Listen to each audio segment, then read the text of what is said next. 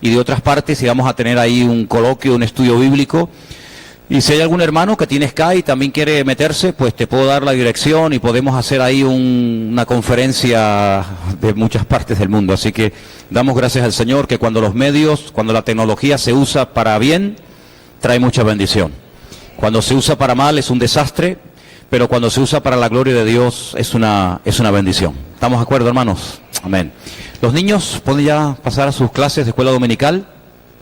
Nos vamos a quedar aquí. Y hace 2 domingos, para los que estuvieron y para los que no estuvieron, yo hablé acerca del llamado. ¿Se acuerdan? El llamamiento. A veces hay como ideas extrañas acerca de lo que es el llamamiento.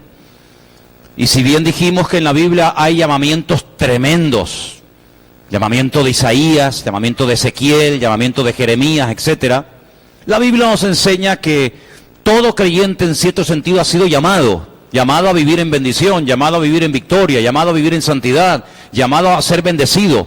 Es un llamamiento general, independientemente de que luego haya llamamientos específicos, ¿verdad?, para servir al Señor como pastor o como obrero o como lo que sea. Pero eso fue hace 2 semanas. El domingo pasado yo dije que a veces hay impedimentos para que Dios nos use. Estos son mensajes dirigidos a creyentes, no son mensajes evangelísticos, ¿vio?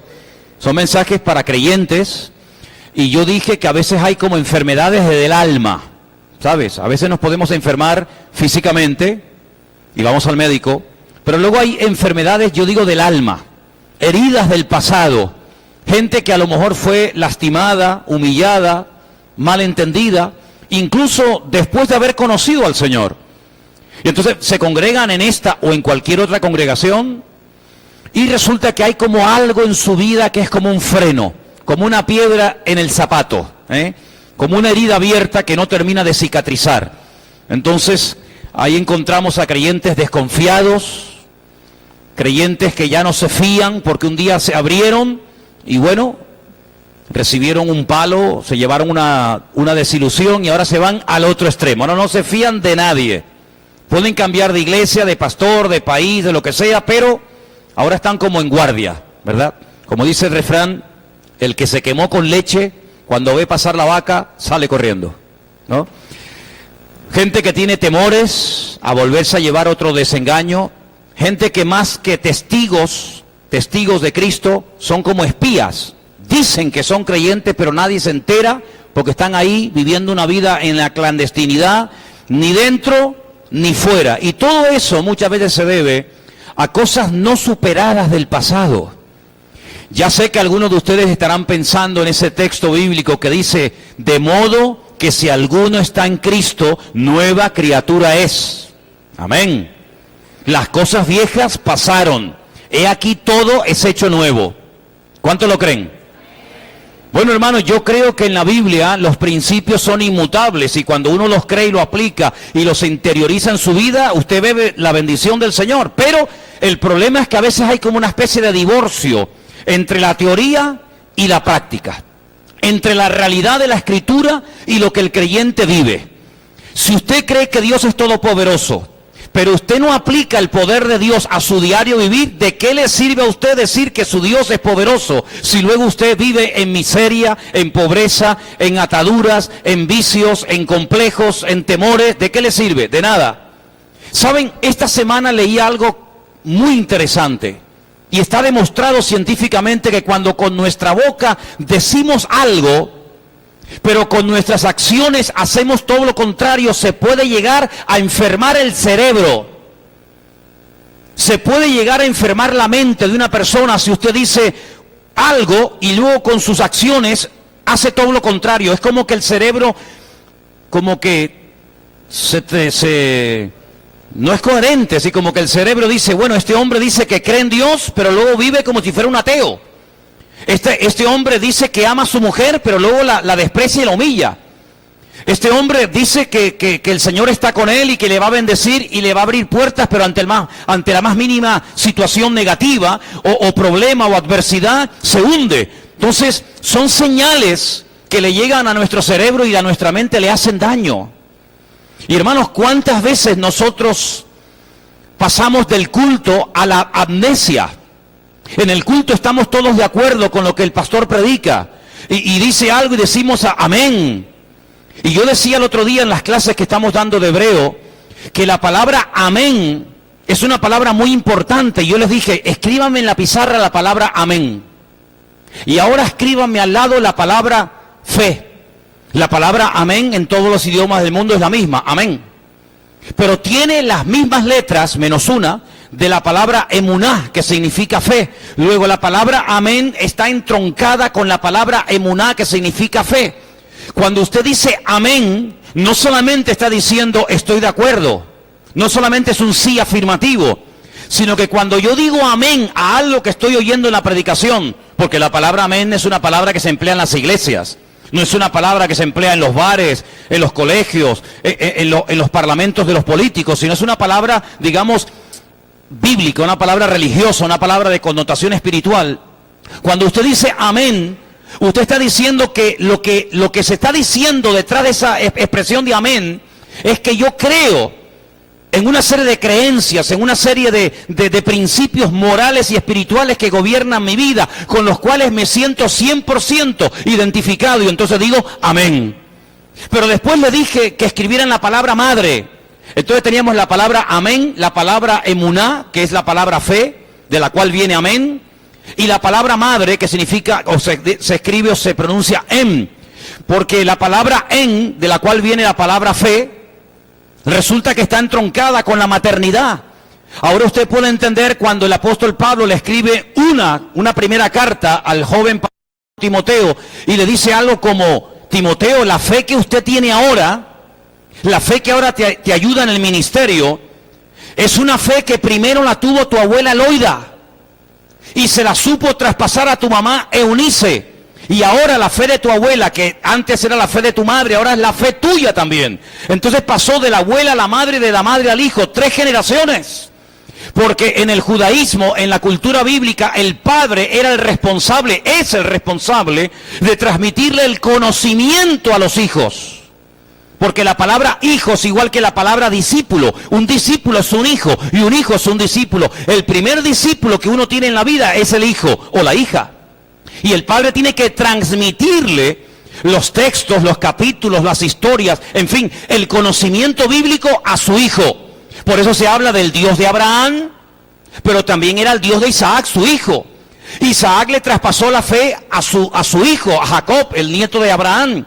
Es algo que se va traspasando de generación en generación, y en cada generación esa fe llega más pulida que en la anterior. Por eso Jacob fue capaz de orar por una de sus esposas llamada Raquel, que era estéril.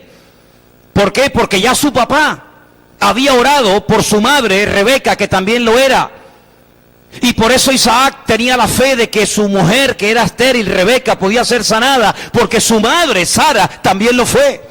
Es decir, las matriarcas, Sara, Rebeca y Raquel, habían sido estériles, pero Abraham era el punto de referencia y le enseñó a su descendencia que para Dios no hay nada imposible. Aunque la abuela fuera estéril, aunque fuera una mujer de 90 años, para Dios no hay nada imposible. ¿Cuántos dicen amén?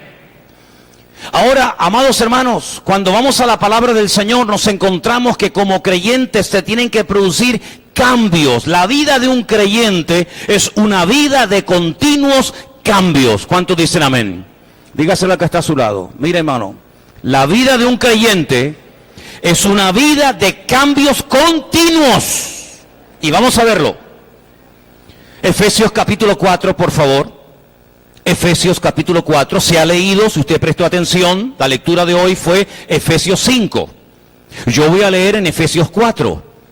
El pasaje se titula La nueva vida en Cristo.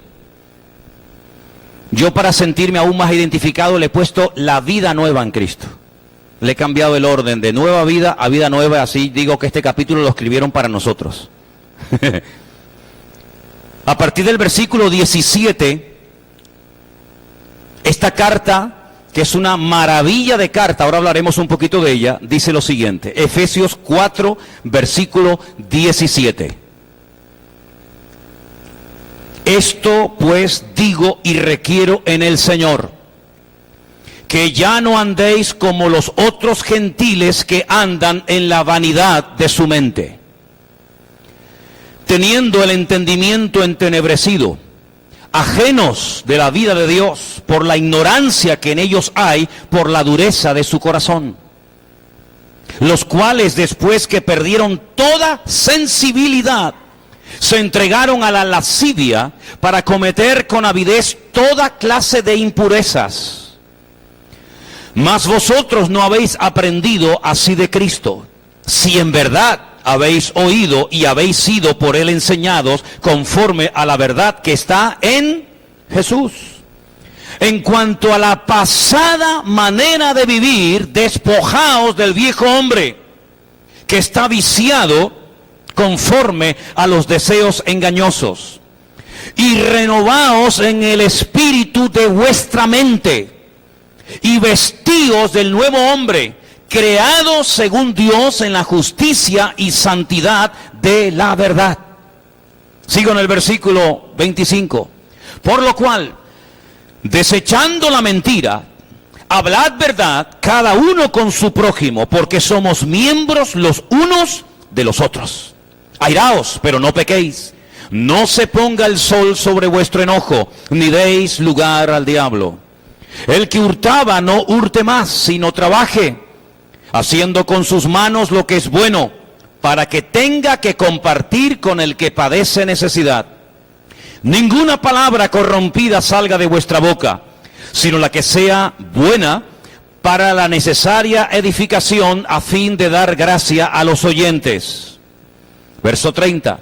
Y no contristéis al Espíritu Santo de Dios, con el cual fuisteis sellados para el día de la redención. Quítense de vosotros toda amargura, enojo, ira, gritería y maledicencia y toda malicia.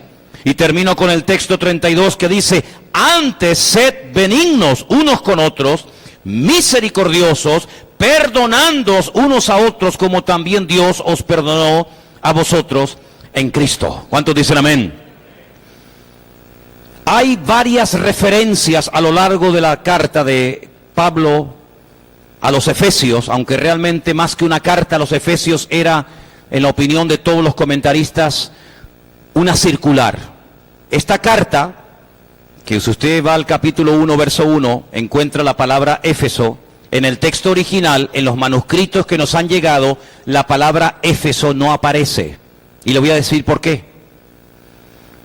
En aquellos tiempos no era como hoy en día, que cuando uno escribe una carta suele poner el nombre del destinatario y también el remitente, ¿sí? Quién la va a recibir y quién la envía, ¿verdad? Se pone por la parte delante del sobre, fulanito de tal, su dirección, su nombre, su apellido, la ciudad, el código postal, y por la otra parte se suele poner el remitente. En los tiempos de la Biblia, el correo no existía tal y como lo entendemos nosotros hoy en día. Solamente había un correo oficial. Habían mensajeros, había una especie de correo, para que usted me entienda, en aquellos tiempos, pero no era para la gente común y llana.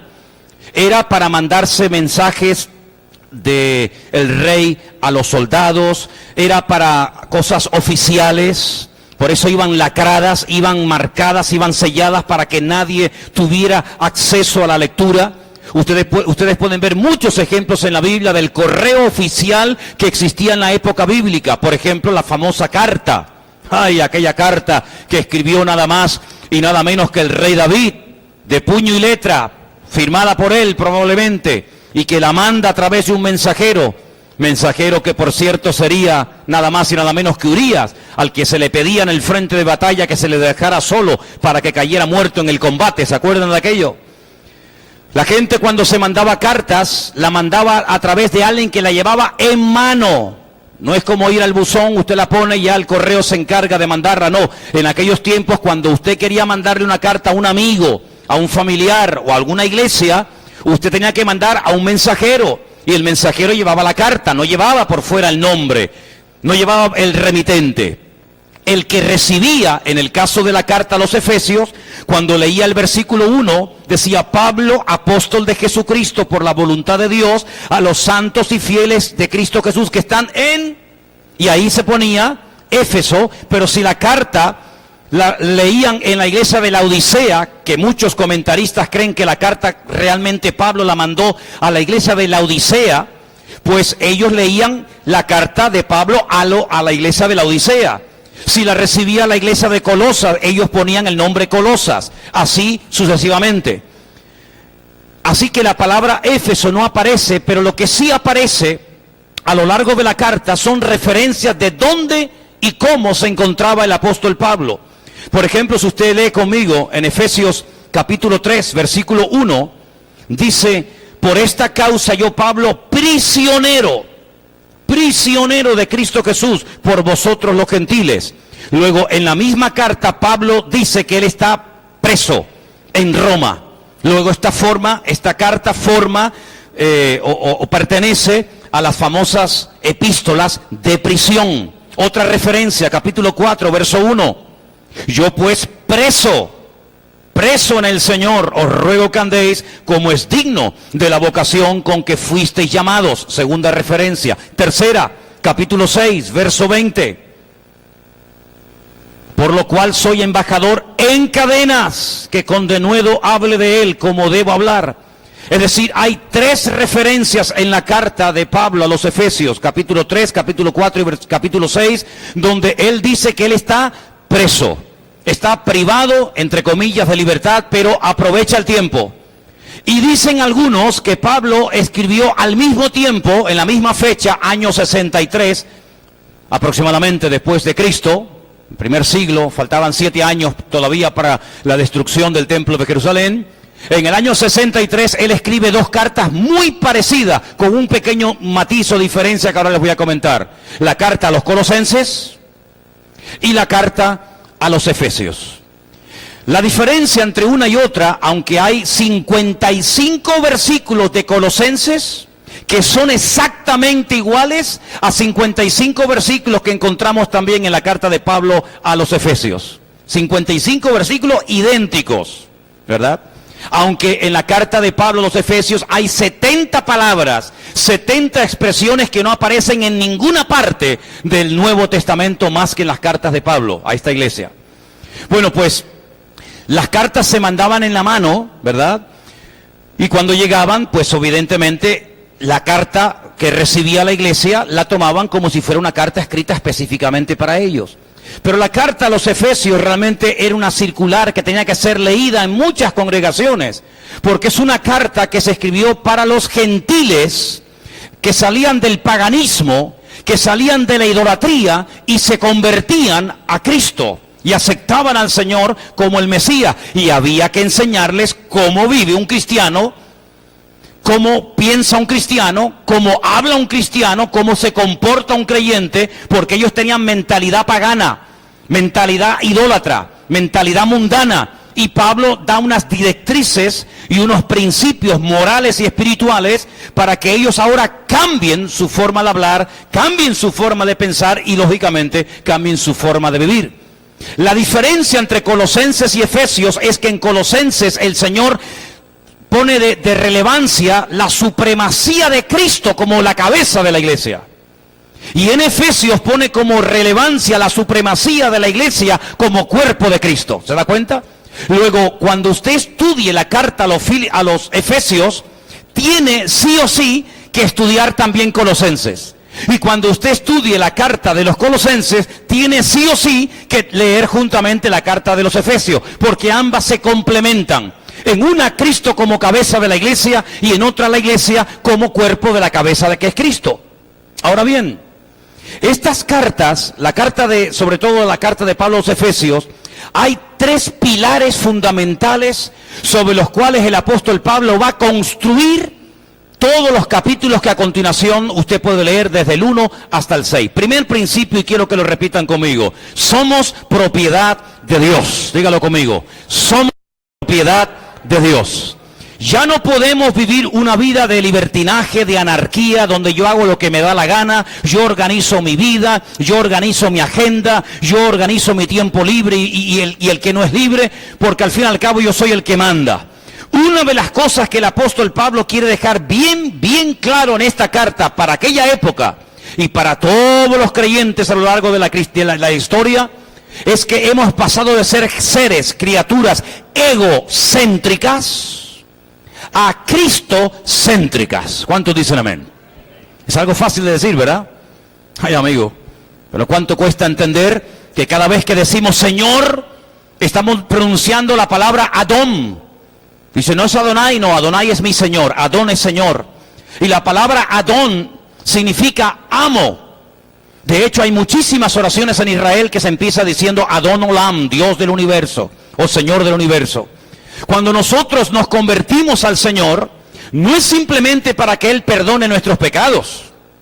No es simplemente para que Él nos eche una mano y nos ayude en la familia o en el matrimonio o a nivel personal. No. El Evangelio es mucho más que eso.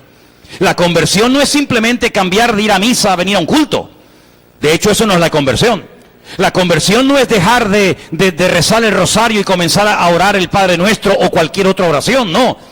Hermano, realmente una genuina conversión, por eso no abundan tanto las genuinas conversiones. Abundan las personas que aparentemente dicen que son creyentes. Pueden abundar las personas que en un llamamiento levantan la mano, pero de ahí a que se haya genuinamente convertido, puede haber un abismo. El famoso evangelista Billy Graham, uno de los hombres más oídos de toda la historia de la cristiandad, decía que cuando él hace un llamamiento y ve a miles y a miles y a miles de personas levantando la mano en estadios o en plazas de toro o en cualquier otro auditorio, él no los llama convertidos, como algunas personas que dicen, se convirtieron 5.000 en la campaña. No, un momento. Levantaron la mano 5.000, pero de ahí a que se hayan convertido puede haber un abismo. Él más que convertidos hablaba de interesados. Hay 5.000 personas que levantaron su mano interesándose por conocer el Evangelio y ya veremos si se convierten o no se convierten. Es algo muy diferente. El apóstol Pablo nos dice que cuando una persona genuinamente se ha convertido, entra a formar parte del reino de Dios. Y en ese reino hay un rey, en ese reino hay una autoridad, y esa autoridad se llama Cristo Jesús, que es nuestro Señor, nuestro Rey, nuestro Kyrios, y es la máxima autoridad sobre nuestra vida. Y Pablo en la carta a los Efesios dice, nosotros ahora tenemos un amo, tenemos un dueño. Ahora, nosotros no vivimos en una sociedad donde hay esclavos y libres, en el sentido literal de la palabra, aunque estamos rodeados de millones de esclavos, más que nunca. Pero en los tiempos del Imperio Romano, había multitud de esclavos. ¿Y qué era un esclavo? Era, hermanos, un número, era un objeto. Ni siquiera tenían nombre propio. Podían ser vendidos, podían ser cambiados como mercancía en cualquier momento que el amo lo deseara. No tenían vacaciones, no tenían seguridad social, no tenían papeles, no tenían derechos. Podían ser juzgados en cualquier momento sin juicio previo. Podían ser condenados, azotados, maltratados, humillados, matados. Y no tenían derecho ni abogado. Solamente los ciudadanos romanos no pagaban impuestos, no podían ser juzgados sin antes ser juzgados, no podían ser condenados sin antes ser juzgados previamente, etcétera, etcétera. Luego, cuando Pablo habla de que tenemos un amo, en aquellos tiempos se entendía que un amo podía hacer o deshacer sobre la vida de un esclavo. Da igual si estuviera cansado. Hay una historia que Jesús cuenta que dice, vamos a ver, cuando el esclavo viene del campo cansado, después de haber trabajado todo el santo día, cuando llega a casa, ¿ustedes creen que se sienta y come él primero? Hubiera sido lo lógico, lo normal, ¿verdad? En nuestra mentalidad, donde priman los derechos humanos y donde no podemos abusar de los empleados. En aquellos tiempos no, querido. En aquellos tiempos el amo decía, ¿estás cansado? Sí, pues te aguantas. Primero me pones de comer a mí, de paso me lava los pies, me acomodas la casa y al final del día, si te queda algo de tiempo, comes tú. Y uno dice, qué crueldad. Es que los tiempos de la Biblia, aquellos siglos, fueron tiempos de tremenda crueldad. Así eran, hermanos, como animales, privados de todo derecho y de toda oportunidad. Solamente los esclavos judíos, solamente ellos, en el año de jubileo, podían ser puestos en libertad. Pero si usted era un esclavo filisteo, un esclavo amorreo, o había caído en las manos de algún pagano, olvídese, usted ya nunca más volvería a ser una persona libre. Nunca más. Por eso muchas veces se habla en la Biblia de la libertad gloriosa de los hijos de Dios, que antes éramos esclavos y ahora somos libres. En aquellos tiempos la libertad era un regalo, un privilegio. Había gente que nacía como esclavos, vivían como esclavos y morían como esclavos. Ahora bien, el Señor dice a través de la pluma de la boca del apóstol Pablo que ahora nosotros tenemos un dueño, una autoridad, y es nuestro Señor, y a Él le rendimos cuenta. Segundo principio que Pablo enseña en esta carta a los Efesios: nuestra vida ahora tiene propósito. Dígalo conmigo: nuestra vida tiene propósito. Primero era que somos propiedad de Dios. Segundo, nuestra vida tiene un propósito. Es decir, si Dios te ha comprado es porque hay algo en tu vida que Él quiere usar. Nadie se le ocurriría comprar a un esclavo simplemente para tenerlo como un objeto decorativo en una casa. Se ponía una especie de plataforma, de tarima. Se les desnudaba y entonces se pujaba. ¿Cuántos dan? 1.000, 2.000, 1.500, 8.000, 4.000. La persona que iba a comprar el esclavo o la esclava, como si fuera a comprar un animal, le podía ver cómo estaba el estado de la dentadura, si estaba fuerte o enclenque, si le gustaba o no le gustaba, como auténticos animales. Así se hacían las subastas públicas, hermanos. Tremendo. ¿Qué le parece? Y cuando se compraba un esclavo o a una esclava, decía: este me vale para trabajar en el campo, porque está fuerte. Esta me vale para ser sirvienta en la casa y para atender a mi señora. Este jovencito me vale para hacer todos los recados y todas las cosas que yo no quiero hacer, se las voy a encargar a él. Es decir, cuando se compraba un esclavo y se pagaba por él, era porque se compraba para algo. Bueno, ¿no hemos sido nosotros igualmente comprados? ¿No nos compró el Señor Jesucristo a precio de sangre? ¿Cuántos dicen amén? Luego, si Él nos compró, fue por algo. Eso quiere decir que tu vida y la mía tienen un propósito, tienen una misión que cumplir. Y ese es el gran factor que marca la diferencia en la vida de un creyente y en otro, si está cumpliendo o no con el propósito, con la misión para la cual el Señor lo llamó. Y el tercer principio fundamental de la carta a los Efesios: el primero era somos propiedad de Dios, el segundo es nuestra vida tiene propósito, el tercero es marcar una diferencia. Es decir, somos esclavos de Cristo, Él nos ha comprado con su sangre, pero no para que pasemos desapercibidos, sino para que nuestra vida sea diferente, para que la gente observe que nosotros somos esclavos por amor del Señor, pero esclavos con alegría, esclavos que hablamos diferente, pensamos diferente, actuamos diferente. Y en otras palabras, la iglesia ha sido llamada para marcar una diferencia en el lugar donde ha sido puesta por el Señor. ¿Cuántos dicen amén? ¿Repetimos estos tres principios?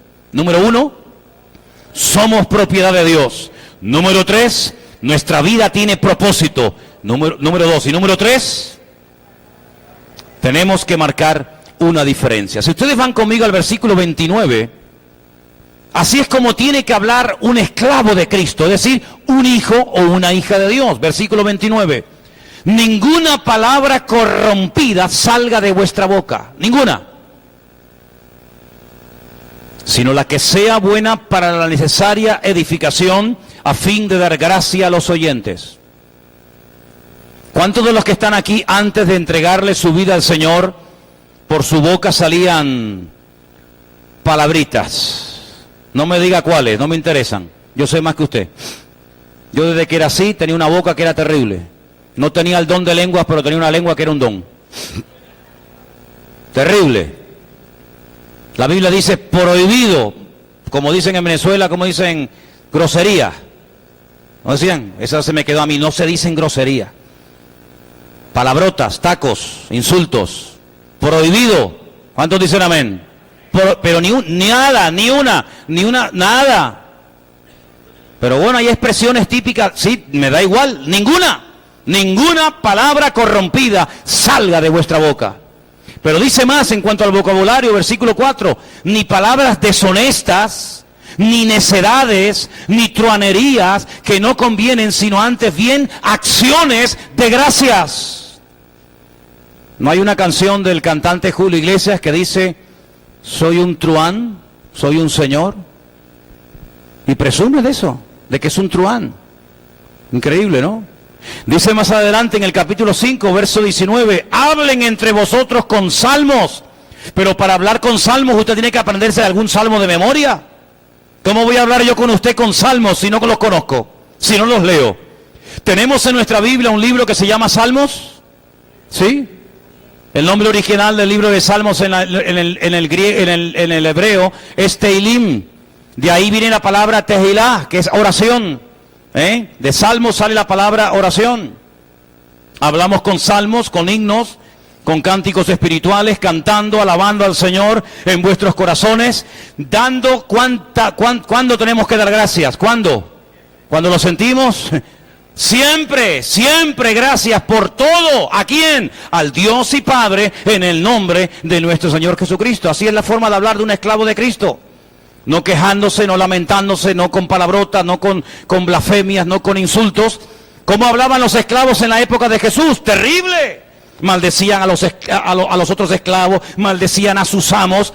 Una característica de un esclavo de Cristo es que habla diferente. Es un esclavo, pero no se queja. Es un esclavo, pero no se lamenta. Es un esclavo y bendice. Y si no puede bendecir o porque no quiere o no puede, se mantiene cerrado, porque en boca cerrada no entra mosca. ¿Cuántos dicen amén? La forma de hablar. Pero mire, por ejemplo, en el versículo 17. Esto pues digo y requiero en el Señor que no andéis como los otros gentiles que andan en la vanidad de su mente. La forma de pensar de un esclavo de Cristo, de un hijo, de una hija de Dios, es diferente. ¿En qué piensan los gentiles? En otras palabras, ¿en qué piensan los que no tienen a Cristo? En tonterías, en presumir, en aparentar, en fingir, en imitar a otras personas. Sin embargo, la mente de un creyente no puede estar ocupada en esas vanidades, sino los pensamientos de un creyente tienen que ser diferentes. Tiene que haber una pureza de labios, una pureza moral, una pureza en los ojos, una pureza en todos los aspectos y áreas de nuestra vida. Porque la vida de un cristiano es una vida en continuo cambio. No es que yo hablo de que cambié hace 30 años cuando conocí al Señor, me quedé ahí. No, ese fue el cambio principal, pasar de muerte a vida. Pero yo dije el domingo pasado, y lo recuerdo, que cuando el Señor Jesucristo resucitó a Lázaro, Lázaro no podía caminar, porque Lázaro salió atado con unas vendas y con unas ligaduras que le impedían moverse. El Señor Jesucristo le dio vida, ya no era un muerto. Pero el Señor Jesucristo antes de marcharse dio una orden, ¿se acuerdan cuál fue? Desatadlo, desatadlo y dejadlo ir. ¿Cómo va a ir Lázaro así por la vida? No puede caminar, tiene que ir como un canguro dando saltitos. Va atado, así no se puede servir al Señor, así no se puede dar testimonio. Así no se puede vivir atado, y tú no puedes vivir atado por lo que te hizo tu marido, tu padre, tu madre, el vecino, el pastor, fulanito, menganito. No, hermano. Dios nos ha llamado a vivir en la libertad gloriosa de los hijos de Dios. ¿Cuántos dicen amén? Si seguimos un poquito más adelante, nos vamos a dar cuenta que hasta con el tiempo, fíjate tú, el tiempo, tenemos que tener mucho cuidado. Capítulo 5, verso 16, dice, aprovechando bien el tiempo. ¿Por qué? Porque los días son malos. Es decir, abundancia de tiempo libre fue uno de los grandes problemas que llevó a la ruina y a la perdición a los habitantes de Sodoma y Gomorra. Eso dice la Biblia. Abundancia de pan, es decir, demasiado, abundancia, prosperidad.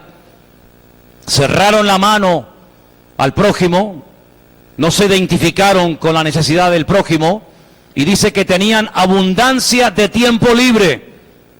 Cuando una persona está continuamente pecando, pensando tonterías, es porque tiene demasiado tiempo libre, porque para pecar hace falta tiempo. Así que organice bien su tiempo, su lista de prioridades, de tal manera que no tenga tiempo ni para pecar. ¿Cuántos dicen amén? Ahora, hay 3 palabras que en este capítulo que hemos leído se mencionan, porque usted sabe que el Nuevo Testamento se escribió ¿en qué idioma? En griego. Y el griego es un idioma como el hebreo muy rico, muy rico. Y hay una serie de palabras y de expresiones que se traducen de una forma, pero cuando uno profundiza en ellas, la riqueza es tremenda. Pablo dice que los gentiles, los que no conocen al Señor, tienen una mente llena de vanidades. Pero una de las palabras, hay 3, pero una de las palabras que Pablo emplea es la palabra porosis. Ya viene la famosa expresión o la famosa enfermedad o problema en las articulaciones de osteoporosis, que son esas calcificaciones que nacen en las articulaciones, que las terminan deformando o haciendo totalmente insensibles, y esa calcificación termina siendo más dura que el mismo hueso.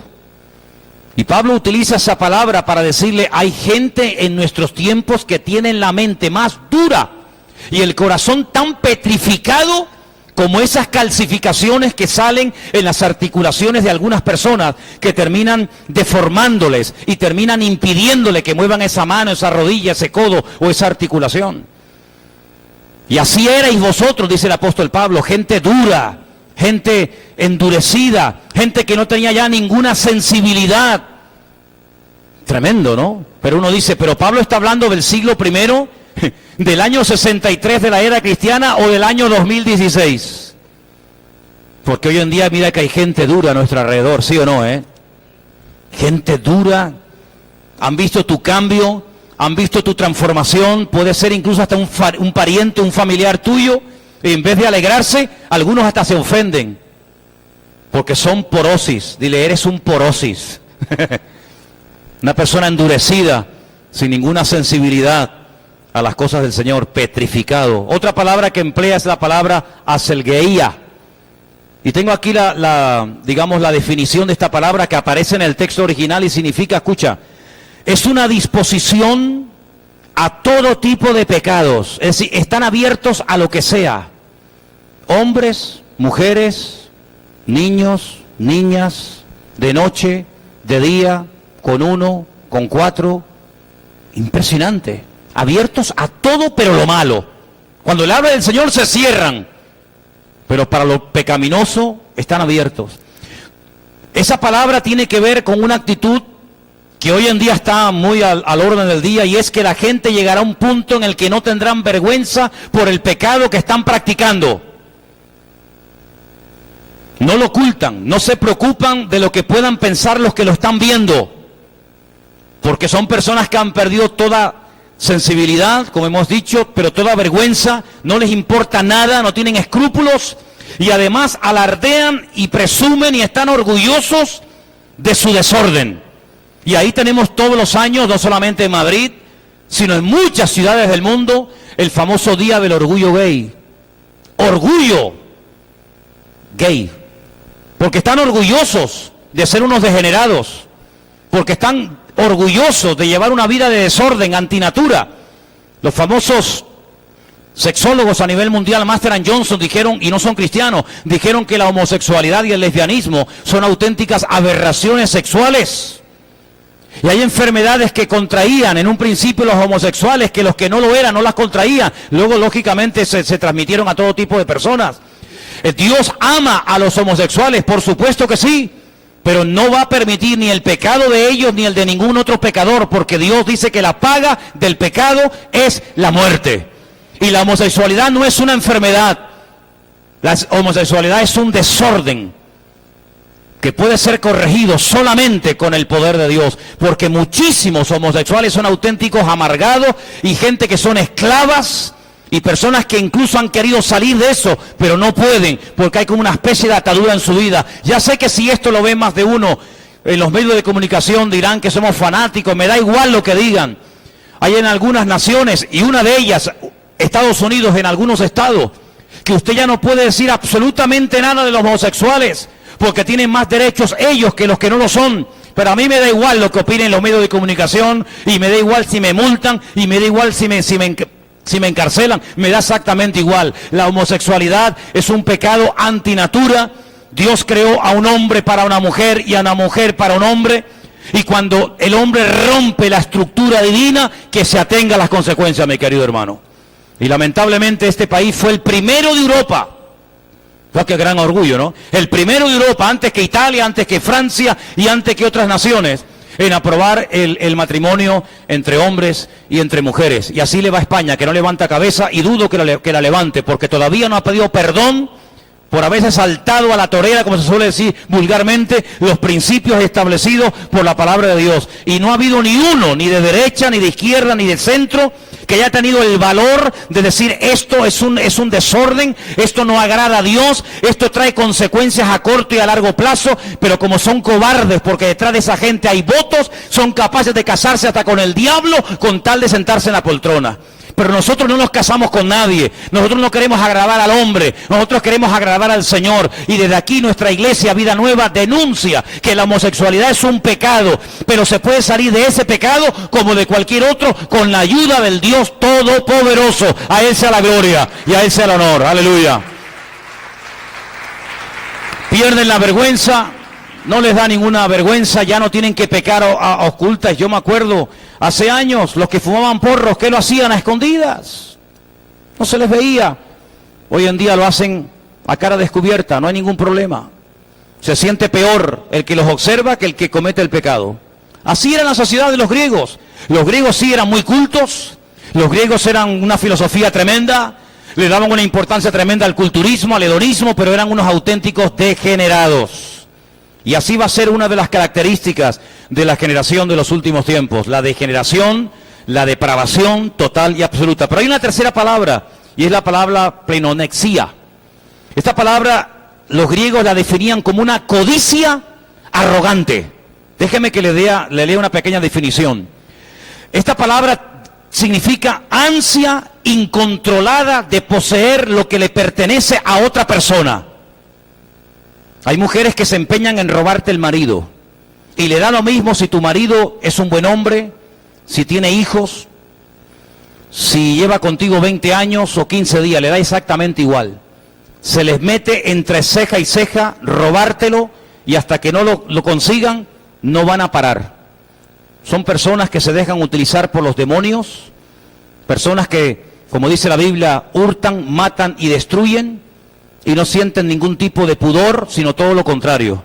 Lo publican, lo comentan, se sacan fotografías, las mandan por aquí, las mandan por allá, porque tienen este problema terrible. Personas que están dispuestas a sacrificar la paz de los demás con tal de obtener sus objetivos, lo que desea. Esta palabra, pleonexia, es un deseo irresistible de tener lo que no tenemos el derecho de tener. No es algo nuevo, en el corazón del hombre esto siempre ha estado, hermanos. Esto siempre ha estado. ¿Y de dónde nace todo esto? De Satanás. La Biblia nos enseña que cuando Satanás, antes de la caída, era aquel arcángel querubín protector que estaba 24 horas al día, por poner una medida de tiempo, en la presencia del Señor, llevando la alabanza y la adoración. Tremendo privilegio. Él quería más, pero él quería lo que Dios nunca le iba a dar, que era el recibir honra, el recibir el reconocimiento. Subiré, me sentaré en el trono de Dios. Pues si Dios está sentado en el trono y tú te quieres sentar en su trono, quiere decir que quieres quitar a Dios del trono para ponerte tú. Pero así hay gente hoy en día en la vida. No les importa, no tienen ningún tipo de prejuicios. Si tengo que robar los ahorros de una persona mayor porque quiero quedarme con ese dinero, lo hago. Si tengo que engañar, mentir, ultrajar, manipular, pisotear o incluso hasta matar, lo hago, porque es una ansia que me carcome el alma y hasta que no consiga lo que quiera, no voy a parar. Así era Acab. ¿Se acuerdan de Acab? Hace poquito hablamos de él. Uno de los reyes más perversos, el más perverso de la historia del pueblo de Israel, casado con la perversa Jezabel. Fíjate lo que tenía este hombre, era un rey, hermano. Un rey puede tener todo lo que le dé la gana, pero él se empeñó en una pequeña viña del vecino llamado Nabot. Nabot le dijo: yo no puedo venderte esta tierra, tú lo sabes, nuestra ley, la ley de Moisés nos prohíbe vender la tierra porque la tierra no es mía, la tierra es del Señor. La tierra que yo recibí de mis padres la tienen que recibir mis hijos y mis hijos a sus hijos. No podemos vender la tierra del Señor. Pero él se empeñó.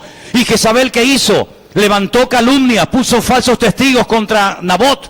Y dice que lo apedrearon, lo mataron hasta la muerte injustamente. Y ahora llega y le dice esta perversa a su marido: desciende, toma la viña de Nabot, ya no hay ningún problema. Oye, que has dejado una familia sin padre, que has dejado a unos hijos sin padre, que te has cargado a un hombre inocente, que has levantado falso testimonio. No importa, los que tienen esta mentalidad perversa y retorcida y diabólica, no les importa mentir, engañar, manipular, lo que haga. Fíjate cómo está describiendo Pablo la mentalidad de los griegos en su época. Gente insensible, gente petrificada en el alma, en el corazón, gente sin ningún tipo de vergüenza. Así eran las personas a las cuales Pablo quería alcanzar para el Señor Jesucristo. ¿Sabe lo que les dice? Y así eran muchos de ustedes. Pero ¿quién fue el que ablandó el alma? ¿Quién fue el que hizo esa obra milagrosa de derretir esos corazones? El Señor Jesucristo, cuando entró en sus vidas. Pero, hermanos, la herencia espiritual que recibimos pesa mucho, más de lo que ustedes imaginan. La cultura, las costumbres, las tradiciones, cuando nos convertimos al Señor, no es que se olvidan definitivamente, no, cuidado. Hay gente que todavía tiene costumbres y prácticas y palabras y actitudes de antes de conocer al Señor, y lo que el apóstol Pablo intenta enseñarnos a través de esta carta es que, hermanos, tengan mucho cuidado con volver atrás, tengan mucho cuidado con volver a esas prácticas ancestrales que sí forman parte de la cultura de su pueblo, de su raza, de su etnia o de lo que sea, pero no tienen nada que ver con los principios del reino de Dios que ahora tienen que gobernar y dirigir nuestras vidas. El apóstol Pablo nos da 3 consejos. Versículo 22. En cuanto a la pasada manera de vivir, ¿qué dice? Despojaos. Despojaos del viejo hombre que está viciado conforme a los deseos engañosos. Es como si usted tiene una ropa sucia, vieja, que ya no sirve para nada.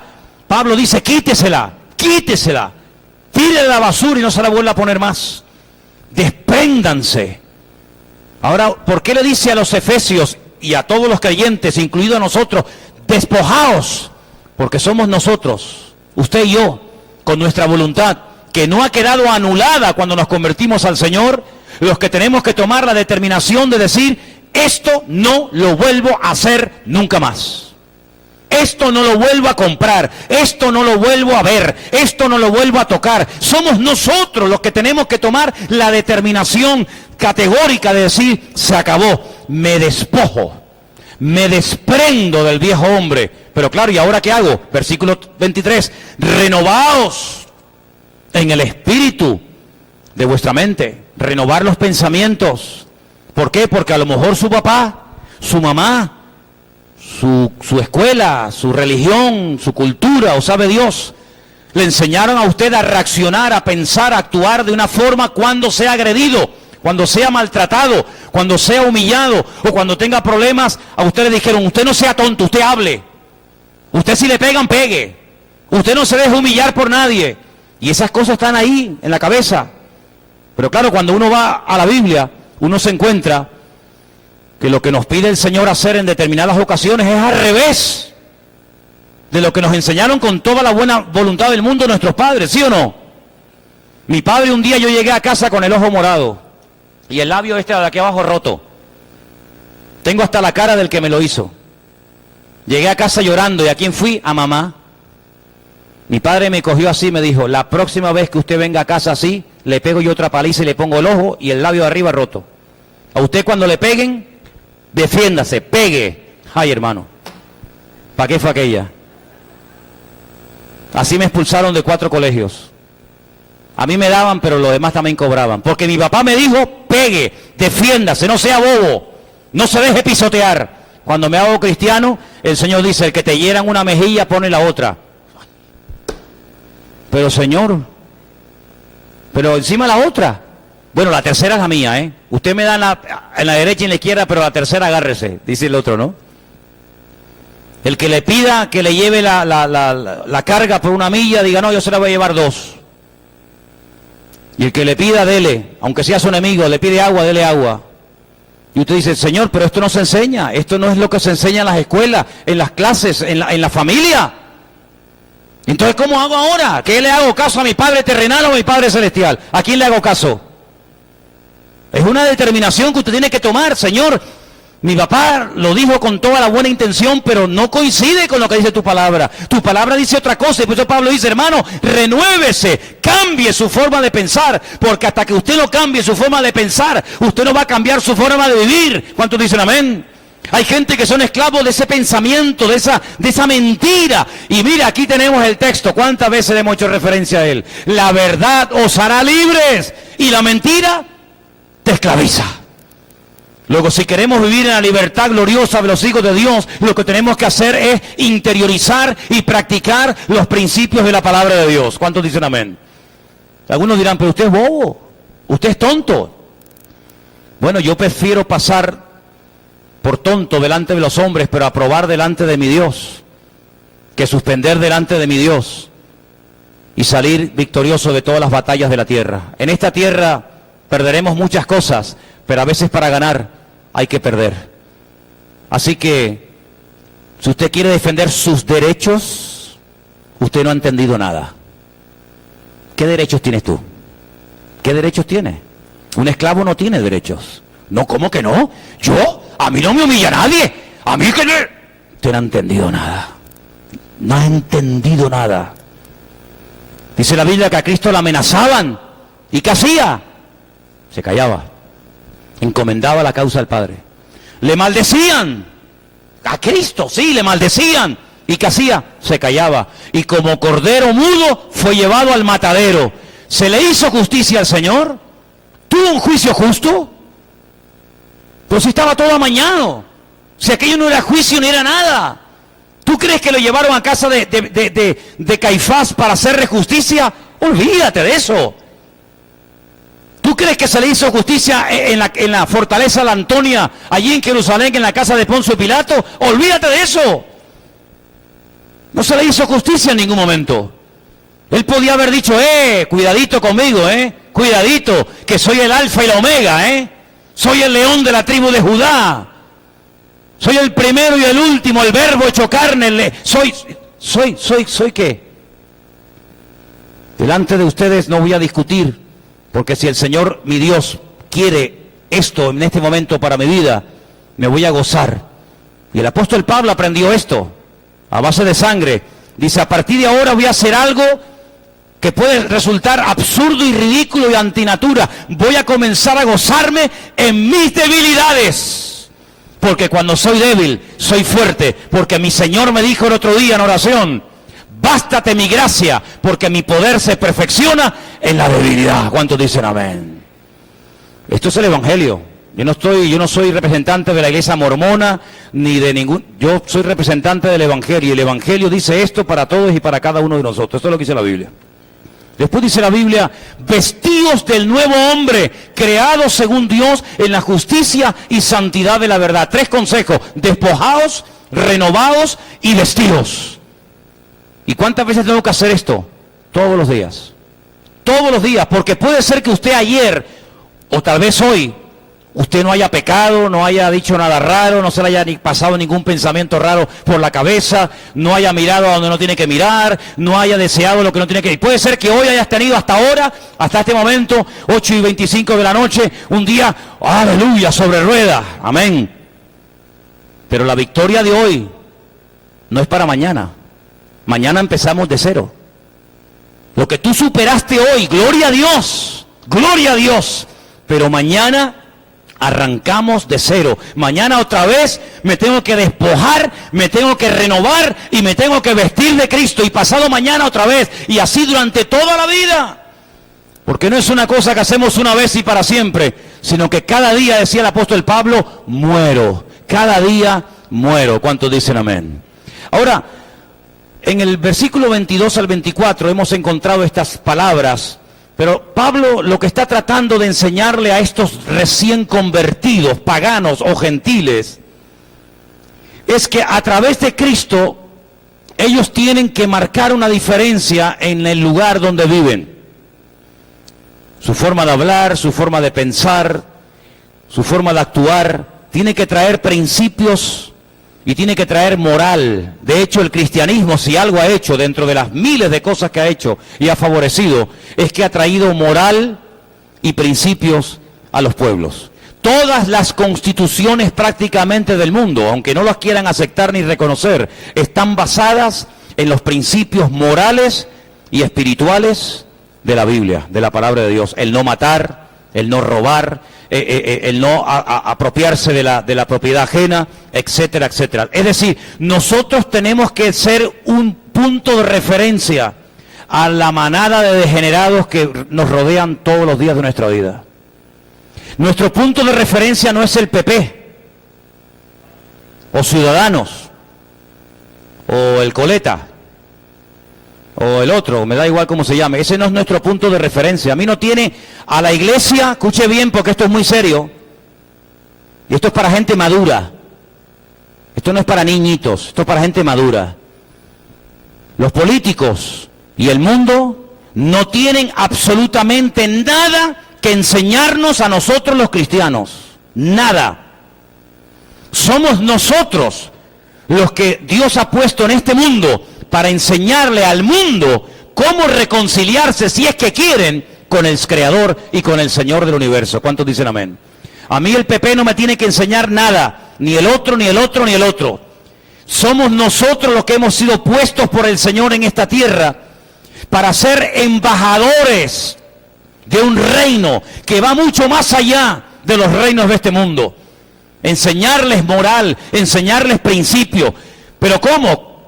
Bueno, los griegos tenían un sistema de aprendizaje muy interesante, hermanos. Leía esta semana que cuando un griego quería ir a una clase de oratoria, es decir, aprender a hablar en público, le enseñaban 3 principios fundamentales. Lo primero que le enseñaban era teoría. Lógicamente, todo en la vida tiene una teoría. Tocar un instrumento tiene una teoría.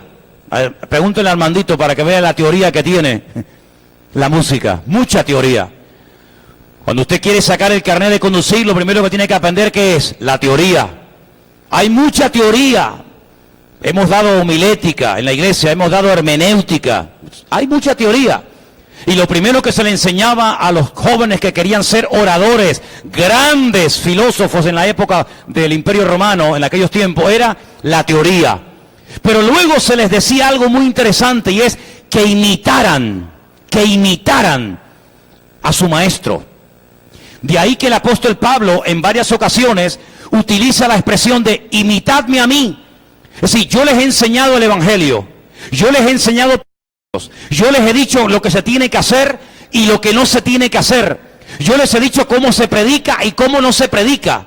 Yo les he enseñado lo que hay que creer y lo que no hay que creer. Yo les he enseñado todo, la teoría. Pero si ustedes quieren decir, ¿y eso cómo se hace? Dice Pablo, imítenme a mí. No es que Pablo fuera perfecto, no. Pero por ejemplo, ustedes, ¿a quién oraban antes? A Afrodita, a Apolos. ¿Cómo adoraban ustedes, mujeres paganas y gentiles, a vuestros dioses? Prostituyéndose. El acto más sublime, el acto de más devoción y sacrificio que una mujer devota a una divinidad griega o romana de aquella época podía hacer, ¿cuál era? Vender su cuerpo, ofrecer su cuerpo.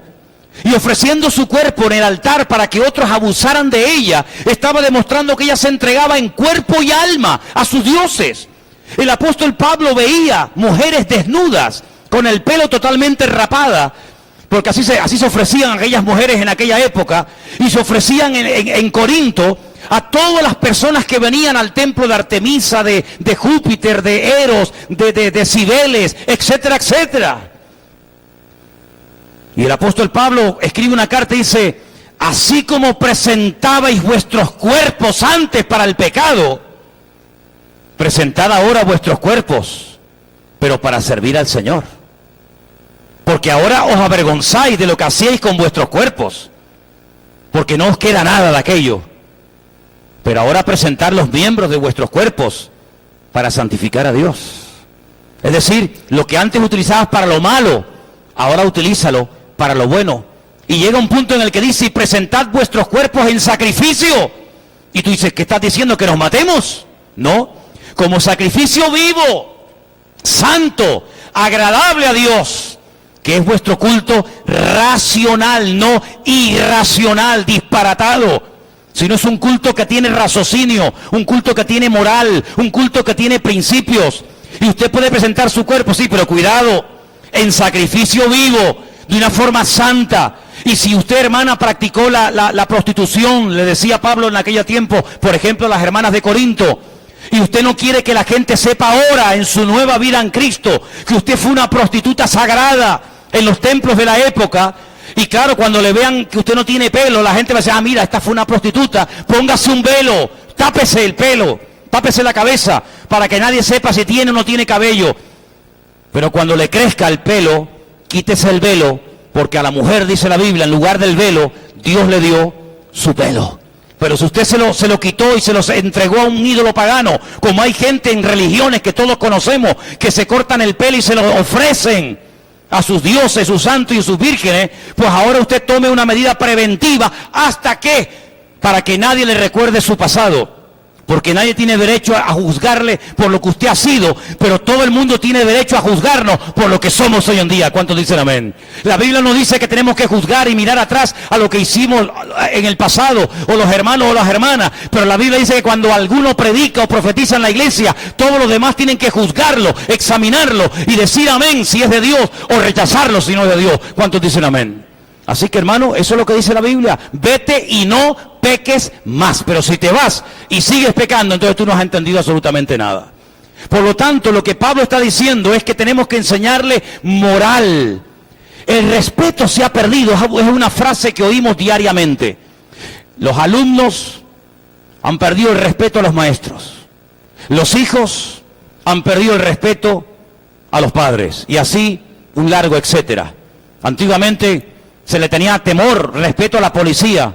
Hoy en día, en algunos casos, hasta la policía le tiene miedo a ciertas y determinadas personas y barrios que ni siquiera quieren entrar allí. Todo ha cambiado. Hoy en día lo malo es bueno y lo bueno es malo. ¿Cómo se puede recuperar eso? ¿Cómo podemos enseñarle al mundo que hay un estilo de vida diferente, de respeto, de orden, de sometimiento? ¿Quién va a enseñar eso? ¿Qué partido se va a proponer? ¿Qué partido pone en su programa electoral?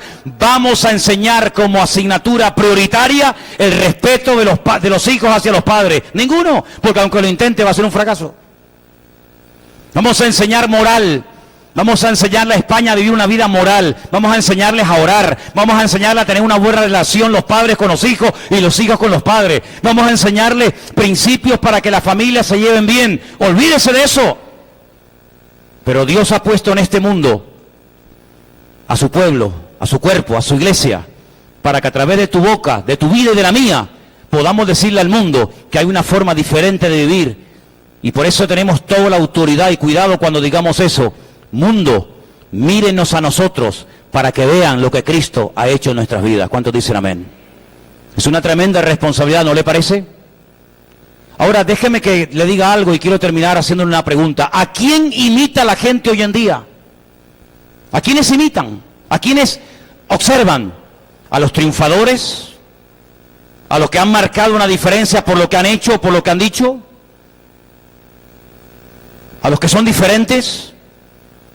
Si yo le pregunto a ustedes, hermanos, ¿me podría dar usted 5 nombres del Eibar Club de Fútbol? Dice, ¿de quién? Dice, Eibar, ¿eso qué es? Ni saben, ¿no? ¿Me puede decir usted 3 nombres de los jóvenes del equipo del Barrio de la Salud? ¿Me puede usted decir 3 nombres de futbolistas famosos? Dígamelo, dígalo. ¿A qué saben? Es que a mí no me gusta el fútbol, pero lo sabe. ¿En quién se fija la gente? Los chicos, ¿el nombre de quién quieren llevar en su camiseta en la espalda? ¿De los que pierden? ¿De los que son los peores?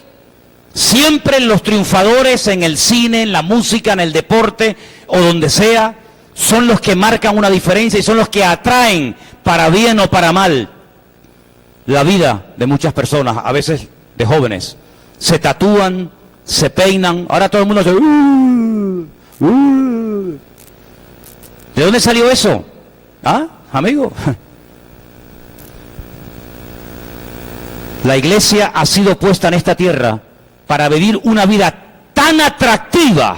Escúcheme bien lo que le digo, Tenemos que vivir una vida tan atractiva que la gente diga, yo quiero ser y quiero tener lo que ese hombre y lo que esa mujer tiene.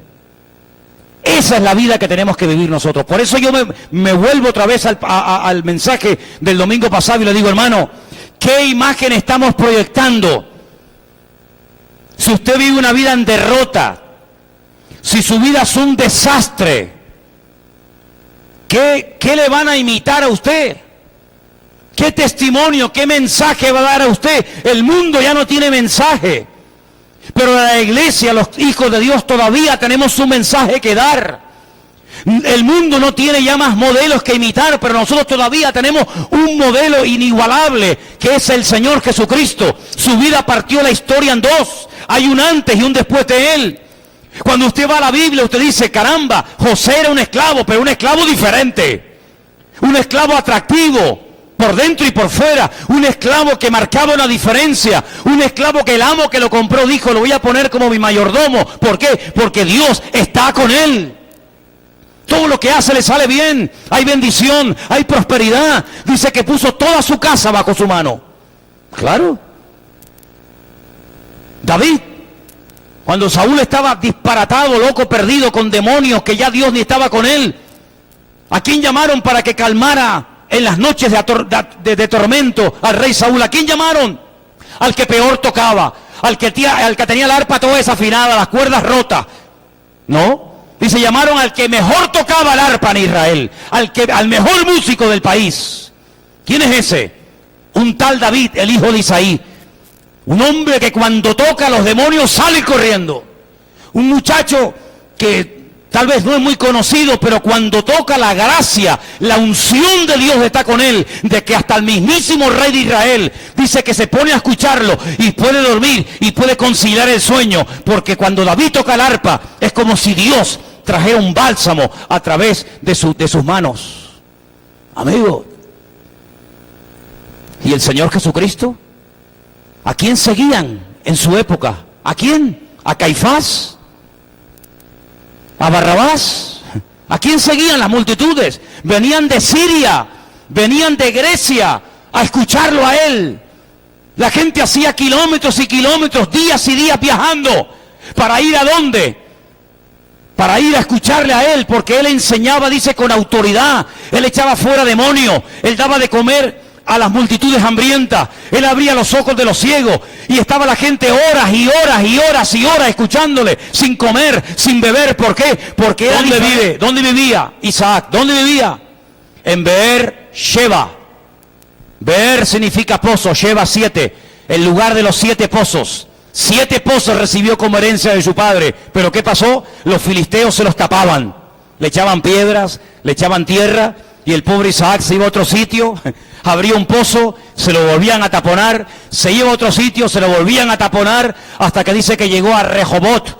Rehobot es lugares anchos, y dice que allí el Señor le habló y le dijo, ¿tú qué es aquí? No se vaya, no se mueva de aquí, siembra aquí. Los que han estado allí saben de lo que estoy hablando. Sembrar allí era una locura, sembrar allí era un disparate. Porque no era tierra, era arena. Y en la arena no se puede sembrar una cosecha de maíz, ni de trigo, ni de tomate, ni de papas, ni de nada. En la arena, ¿qué va a sembrar usted? Nada. Pero el Señor le dijo, usted siembra ahí, no se mueva de ahí. Siembre. Dice la Biblia que sembró ese año.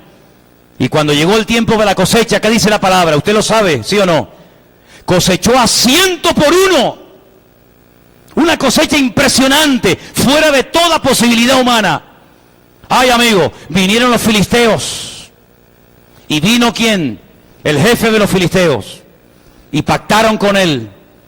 Le pidieron perdón y dijeron, reconocemos que la mano de Dios está contigo. Dice que le llegaron a tener envidia, le llegaron a tener celos. El diablo le tiene envidia y celos a un verdadero creyente, a un creyente que está comprometido, a un joven que vive una vida ordenada y santa. El diablo le tiene envidia y celos.